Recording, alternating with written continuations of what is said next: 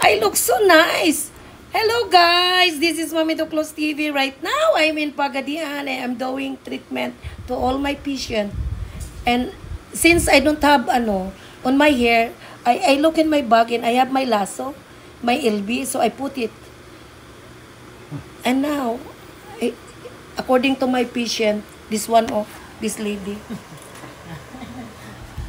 I look so beautiful and nice. So that's why I'm doing right now this vlog to see my face if I am really beautiful.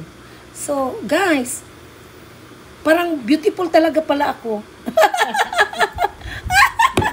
Your mom is so crazy this morning. Look at them. Hi. Ayan. Hindi sana ako mag-vlog, bigla ako napa-vlog kasi maganda daw ako eh. So kung hindi pa kayo nagsabing maganda ako, hindi ako mag-vlog. Oh, Elsie, hi. Hi.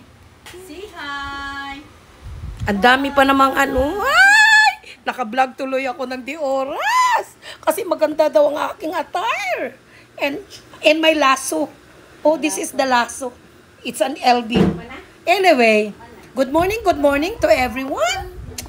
Ayoko sanang mag-vlog ngayon. Oo. Because too early, my patient come over from very far away. Oh, ang layo. Ilan oras ba ang travel nun? Oo. I get rid of the liver stone. Oh, so now your mom is doing this treating this patient.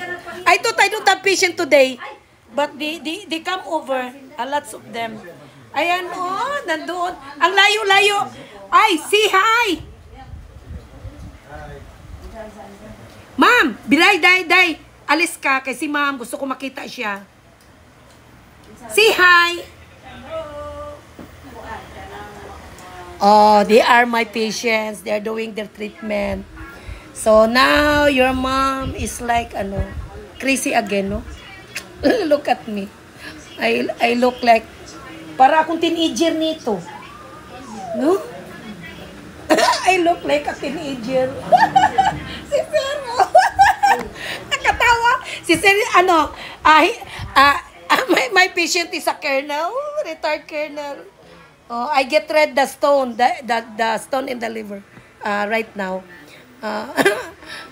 Na-meet niya yung kanyang siraulo na doktor. A crazy doctor. But look at my face. This is the face of a crazy woman. Oo.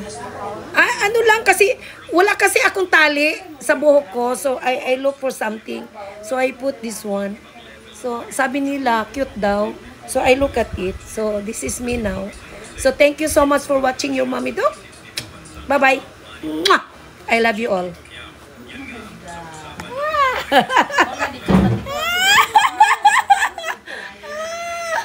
Dili matigo lang because I'm always laughing. Oo. Yeah, I don't have lines. I'm already 64. I don't say 64 according to them. Mau ba? Oo. Kato isa. Wala pa. Okay. So, this is how Chris... Oo. Ayoko sana mag-vlog. Pero bigla akong na-vlog because binati yung laso ng aking hair. Oo. So, this is my look right now. Actually, because it's too hot here. Oo. Matay naman. Kisay namatay? Kailan lang namatay? Oh. Saan man siya namatay? Dire lang?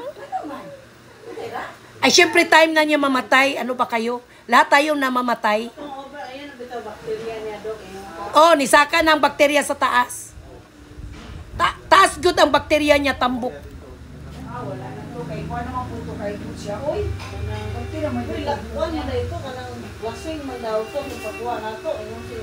Oh, bitaw to paingon ako nga, asa man ni para mahubog.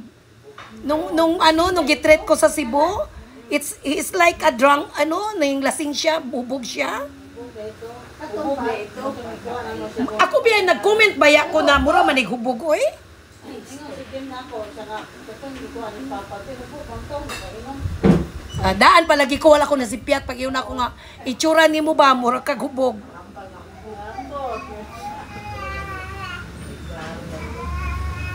Oo, we are talking about one of my patient in Cebu, a brother of my patient here.